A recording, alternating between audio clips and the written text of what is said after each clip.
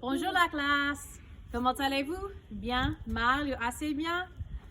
Welcome to the Robertson Farm-ish.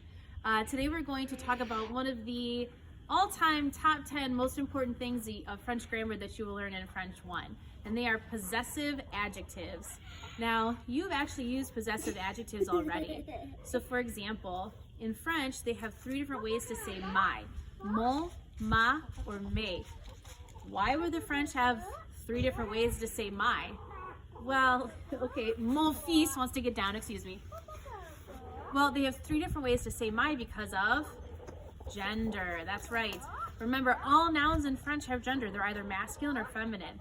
And they also have noun-adjective agreement, which means that if you are describing a masculine noun, you have to use a masculine adjective. And if you are describing a feminine noun, you have to use a feminine adjective. Plural noun, plural adjective.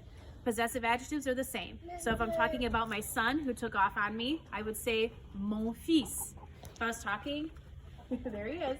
If I was talking about my daughter, I would say ma fille, because she's a girl. And then if I was talking about my chickens, the ladies here, I would say mes poules, because I have 5 chickens. God rest her soul, chicken Elsa. So, mon, ma, mes. 3 different ways to say my in French, depending on the gender or number of the object being owned, not the owner. It does not matter that I am a woman. I'm going to say ma fille because fille is feminine. I'm going to say mes poules because I have multiple chickens. I'm going to say mon chien because mon chien, chien is masculine. That's how you pick, not based on the owner, but based on what is being owned. Merci, Annabelle. So if you come over here and take a look at the chart on my handy dandy board that we have here. So again, if you want to talk about your own possessions, you'll use either mon, ma, or mes, depending on if, merci Annabelle, depending on if the thing you're talking about is masculine, feminine, or plural. Now, what if you're talking about someone else and want to talk about your dog, ton chien, or your house, ta maison, or your parents, tes parents. This is your, but you're going to use ton, ta, or tes when your subject is singular, okay, and informal. Mama! And then, Mama! What about his or her? We've got son, sa, or ses. Again, this is a tricky part. Son can mean his or her. Sa can also translate to his or her.